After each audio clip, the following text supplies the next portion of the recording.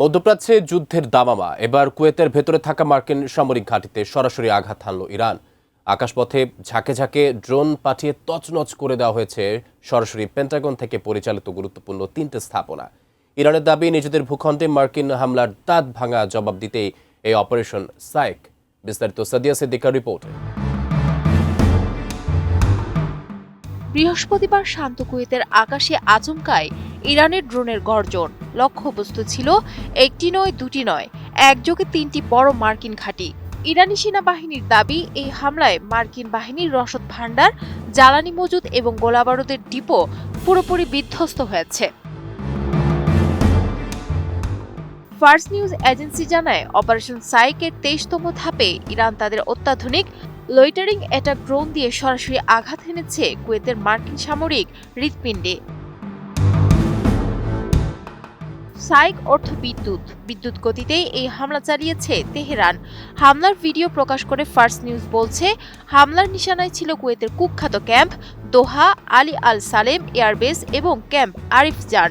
Camp দোহায় হামলা চালিয়ে উড়িয়ে দেওয়া হয়েছে মার্কিন বাহিনীর গোলাবারুদ ও লজিস্টিক স্টোরেজ। উন্নত মানের কাঁচামাল, আরআইএল অ্যাঙ্গেল এন্ড চ্যানেল। এখন কাঠের দিন শেষ, আরআইএল এর বাংলাদেশ। প্রায় একই সময়ে আলী আল সালেম এয়ারবেসে আঘাত হেনে ধ্বংস করা হয়েছে বিশাল জ্বালানি মজুদ ব্যবস্থা। আর ক্যাম্প আরিফজানে ইরানি ড্রোনের আঘাতে গুড়িয়ে গেছে একটি বড় গোলাবারুদ ডিপো। ফার্স্ট নিউজ জানায়, এই ঘাঁটিগুলো মূলত মধ্যপ্রাচ্যে মার্কিন বিমান অভিযান এবং বিশাল সেনাবহরের রসদ সরবরাহের মূল কেন্দ্র হিসেবে ব্যবহৃত হতো। কিন্তু কেন এই হঠাৎ আক্রমণ? তেহরান পরিষ্কার জানিয়ে দিয়েছে, এটি কোনো বিচ্ছিন্ন ঘটনা নয়। দীর্ঘদিন ধরে ইরানের সার্বভৌমত্ব লঙ্ঘন করে মার্কিন বাহিনী যে হামলা চালিয়ে আসছিল, এটি তারই মোক্ষম জবাব।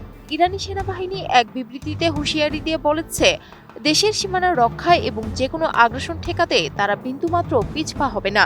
অপারেশন সাইক বা অপারেশন বিদ্যুৎ আসলে ওয়াশিংটনের জন্য একটি কড়া সতর্কবার্তা। সম্প্রতি মার্কিন প্রেসিডেন্ট ইরানের বিদ্যুৎ কেন্দ্র সহ বেসামরিক স্থাপনায় হামলার যে হুমকি দিয়েছেন, তার পরপরই এমন কড়া জবাব দিল তেহরান। ফার্স্ট নিউজে ইরানের বিশ্লেষকরা বলছেন, এই ড্রোন হামলা কুয়েতের মাটিতে মার্কিন অবস্থানের নিরাপত্তা নিয়ে বড় প্রশ্ন তুলে দিয়েছে। বিশেষ করে লয়টারিং ড্রোন বা আত্মঘাতী ড্রোনের ব্যবহার প্রমাণ করে যে ইরান এখন নিখুঁত নিশানায় মার্কিন স্থাপনা ধ্বংস করার ক্ষমতা রাখে। তবে এই হামলা নিয়ে পেন্টাগন এবং কুয়েত সরকার থেকে কোনো প্রতিক্রিয়া জানানো হয়নি। সাদিয়া সিদ্দিকা, এটিএন নিউজ।